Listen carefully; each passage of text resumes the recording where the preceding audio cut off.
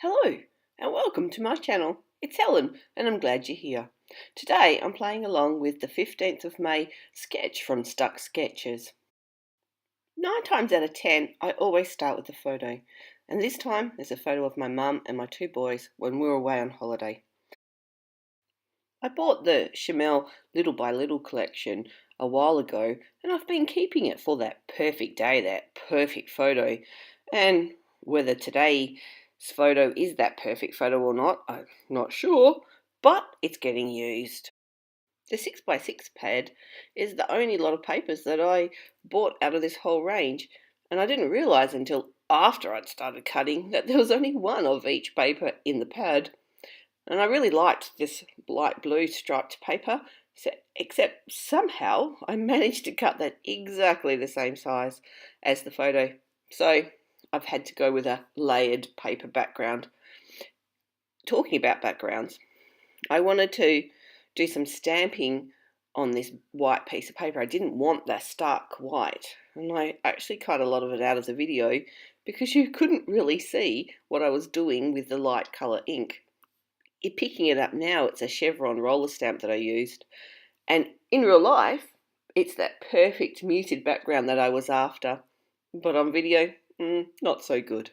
Anyway, use the packaging technique as well to get some smushed ink around the background, but then thought, I just need to add something else to it, and got out this Tim Holtz stencil and added some little splotches of ink as well to my packaging technique area. Just gives it that little finished look, I think. Wish I could achieve that with the plastic, but oh well, this is one way to do it. I just trimmed the edges off the white because I wanted to back it onto this really old piece of paper. Not quite sure how many years it's been hiding away in my stash, but it's found the light of day and it's now being used. I didn't bother gutting out the middle of it, which I often do, because I figured it's been hiding away for this long. I probably won't use that piece if I cut it out. Anyway, going through the embellishment pack looking for, well, at this point I'm actually looking for anything that would go in with the colours that I want to use, and then decide whether I'm going to use them or not. Start placing them around and realise, yeah, no, not happy with it. I must admit I do like that little banner with the owl on it. Rather partial to owls, and so to get that into my layout, it's going to make me happy. Sticking down the background pieces and playing around with them.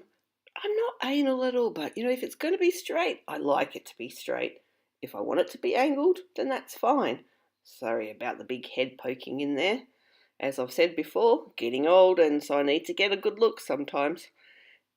And then decided that I need to, or I'm going to, I don't need to, but I want to add some dimension to the photo so it's sticking up from the paper a little bit. That good old fun foam, one of the best buys around, I think, at the moment. Who ever thought of using that first and putting it out in videos?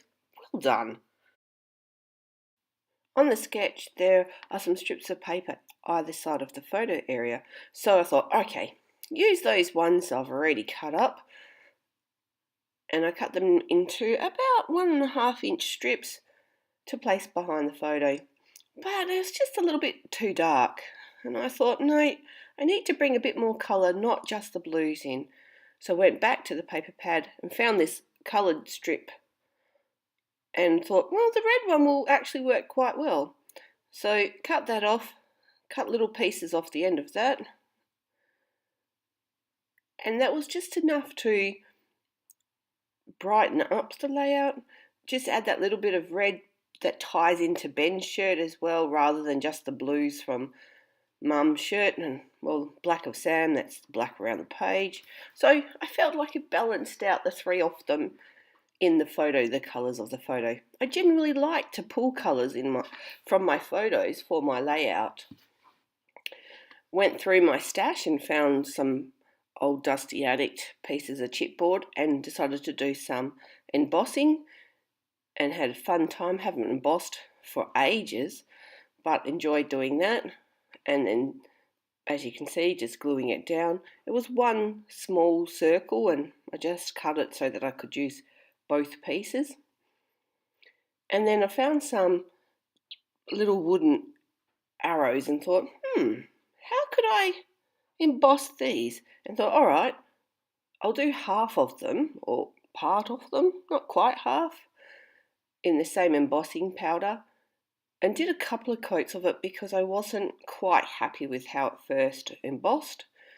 I use the Ranger embossing dabber. Unfortunately, the sponge has gone on the end of it, so paintbrush comes in handy.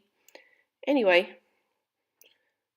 putting that back in the jar with some Lindy Stamp Gang embossing powder, which I really like theirs because it's kind of got a two-tone, so when you look at it or the light hits it, it picks up different colours. And as you can see, I've placed them on my layout thinking where I'd like them roughly, and now working on the title. Used the stickers from the range plus some little letter stickers I had and had a play on the title. It's amazing time because this photo was of all of us after we completed a maze down south on our holiday, so I thought it was funny anyway.